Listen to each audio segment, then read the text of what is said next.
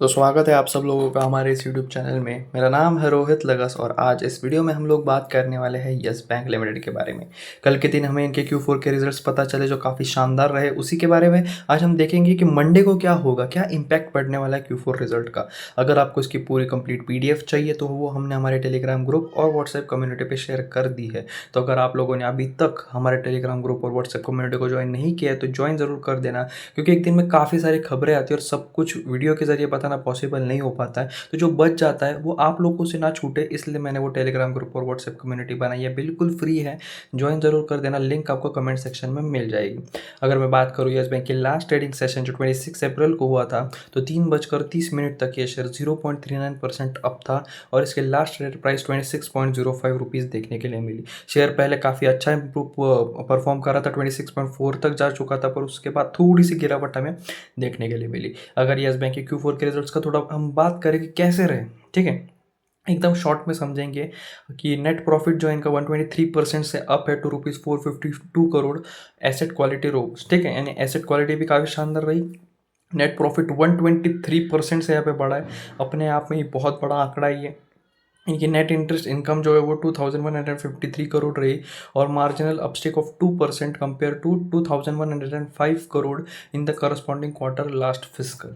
यानी year on year comparison पे net interest income में इतनी कुछ इंप्रूवमेंट नहीं आई है, पर इनका जो नेट प्रॉफिट है उसमें काफ़ी तेज़ी हमें देखने के लिए मिल रही है। तो देखा जाए तो येस बैंक की Q4 रिजल्ट्स में सबसे इंपॉर्टेंट अगर हम बात करेंगे नेट प्रॉफिट, तो वो बहुत पॉजिटिव है। इंटरेस्ट मार्जिन में, नेट इंटरेस्ट मार्जिन में इतना कुछ हमें बड़ा कुछ दिखाई नहीं दे रहा है। नेट प्रॉफिट 452 करोड़ रहा। क्वार्टर एंड मार्च 31 तक 123% जंप देखने के लिए मिली और इससे पहले वाले अगर ईयर ऑन ईयर कंपैरिजन में अगर हम 2023 की बात करें तो वो 202 करोड़ था, बढ़कर 452 करोड़ देखने के लिए मिला। इस बैंक का जो नॉन परफॉर्मिंग एसेट है यानी NPA है वो 1.7% रहा, down from 2.2% in the same quarter last year. यानी ये भी अच्छी बात है, 2.2% से कम होकर 1.7% हुआ, तो ये बहुत ज़्यादा अच्छी बात है कि इनके NPA सब कम हो रहे हैं। NPA यानी एक नेगेटिव टर्म होता है, नॉन परफॉर्मिंग एसेट, यानी एसेट जो आपको पैसे कमा कर देने वाले होते हैं जो नहीं दे पा रहे उसे कहते हैं non performing asset. Stood at 1.7%, तो जितने कम होंगे उतना किसी बैंक या कंपनी के लिए अच्छी बात है। इनके नेट NPA की बात करें तो वो 0.6% है, पहले वो 0.8% था, तो इसमें भी इंप्रूवमेंट देखने के लिए मिली है 0.2% की, तो ये भी बहुत अच्छी बात है ईयर ऑन ईयर बेसिस पे। अगर आप लोगों को बहुत ज़्यादा डाटा या पे कन्फ्यूजन हो रही है तो देखिए, बैंकिंग सेक्टर में ना 2 से 3 चीज़ें बहुत इंपॉर्टेंट होती है। एक तो नेट प्रॉफिट जो येस बैंक का अच्छा है और NPA कम हुआ है कि नहीं, वो एक बहुत ज़्यादा इंपॉर्टेंट होता है। फिर बाकी नेट इंटरेस्ट मार्जिन वगैरह ये इतना मैटर नहीं करते। मेन हमारा जो यहाँ पे कल के दिन फैक्टर रहने वाला है परफॉर्मेंस का येस बैंक का, वो 2 चीज़ों पे रहेगा। पहला तो इनकी क्यों नेट प्रॉफिट का और दूसरा इनके अगर मैं बात करूँ तो NPAs का, और फिर वो कासा रेशियो वगैरह भी काफ़ी अच्छा मैटर यहाँ पे करता है।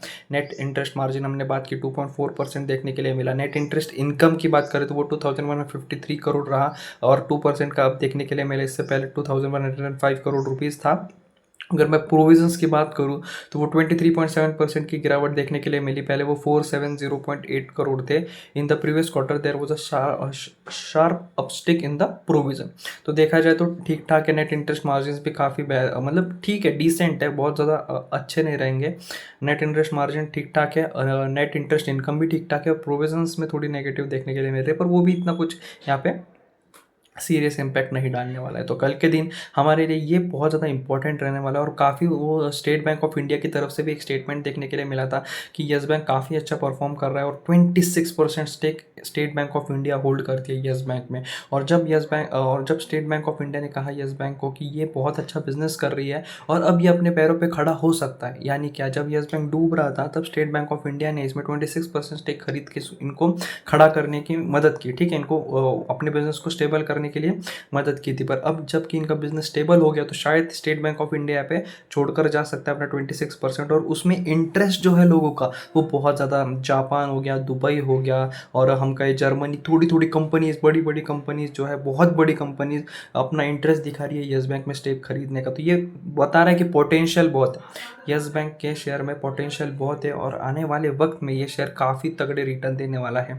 अगर मैं थोड़े एनालिस्ट की बात करूँ, अनिल सिंह भी हो गए, सी बिजनेस के हो गए, या फिर CNBC से आवाज़, उनकी तरफ से भी देखने के लिए मिल रहा है कि यस बैंक आने वाले वक्त में काफ़ी तगड़े रिटर्न दे सकते हैं। तो इनके Q4 के रिजल्ट्स के बाद मंडे को एक अच्छा दिन देखने के लिए हमें मिल सकता है, उम्मीद है। क्योंकि देखिए निफ्टी 50 और बैंक निफ्टी अगर पॉजिटिव रहा तो यस बैंक 100% परफॉर्म करेगा। पर अगर इस समय रात को कुछ खबर आती है ईरान इसराइल की तरफ से या फिर कुछ थोड़ा नेगेटिव शुरुआत हो जाती है तो सुबह तक 12 बजे तक थोड़ी सी गिरावट देखने के लिए मिलेगी, पर उसके बाद थोड़ा अपस्टिक देखने के लिए हमें मिल सकता है यस बैंक लिमिटेड में।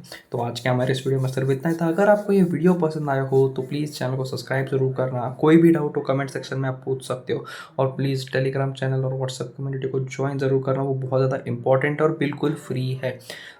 तो आज के इस वीडियो में सिर्फ इतना ही था। Thanks for watching, please subscribe.